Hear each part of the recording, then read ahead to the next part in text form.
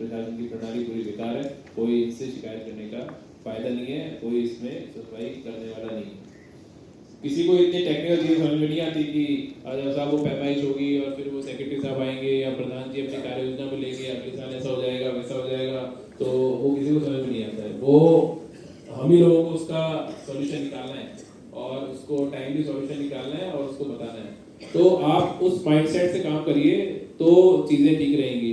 Otherwise हम लोग बड़े बड़े पुल बना देंगे, बड़े बड़े हाईवेज बना देंगे, बड़े बड़े सभी अधिकारी आए थे और बैठक हुई, क्या संदेश देना चाहते हैं? देखिए, ये मेरी प्रारंभिक बैठक थी जनपद में ज्वाइन करने के बाद में, जितने हमारे सभी 23 ब्लॉक के सचिव और सभी हमारी 8 तहसीलों के लेखपाल सहित उनके पूरे के सभी अधिकारी, चाहे वो RI हों, चाहे वो नायब तहसीलदार हो, SDM हो, BDOs हैं, BDO पंचायत हैं, और उन सभी लोगों को मैंने यहाँ पे आमंत्रित किया था और सभी जिला स्तरीय अधिकारी भी, सभी विभागों के लोग यहाँ पर थे और हमने बहुत डिटेल में जो सरकार की प्राथमिकताएं हैं उनके बारे में चर्चा की है। सबसे जो महत्वपूर्ण प्राथमिकता माननीय मुख्यमंत्री जी की जन शिकायतों का निस्तारण है।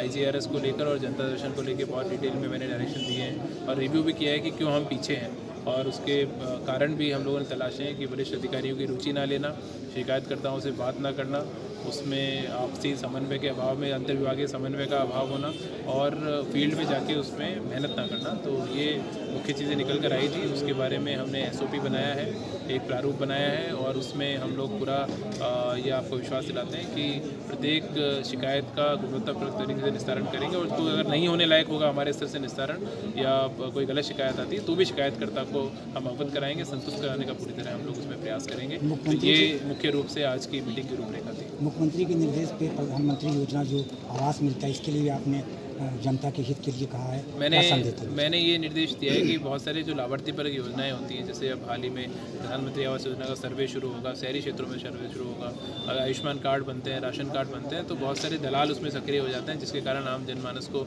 बहुत उसका प्रभाव होता है और भ्रष्टाचार की बहुत सारी शिकायतें भी आती हैं। तो हमारा कोई शासकीय कर्मचारी उसमें संलिप्त ना हो, कोई कॉकस इस तरीके का ना बने, उसके लिए मैंने उनको बताया है। और साथ साथ आम जनमानस से जब हम मिलते हैं या फ़ोन लोग करते हैं तो उसमें हम लोग ऐसे जो लोग ठग टाइप के जो लोग सक्रिय हैं उनको भी हम लोग पकड़ने के लिए लगातार टीम्स के माध्यम से दबिश दिलवाएंगे, लेकिन कहीं भी आम जनमानस को असुविधा ना हो।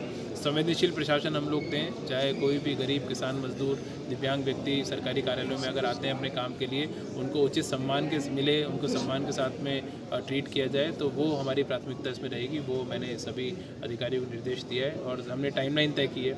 20 तारीख तक कुछ चीज़ों के लिए समय दिया है।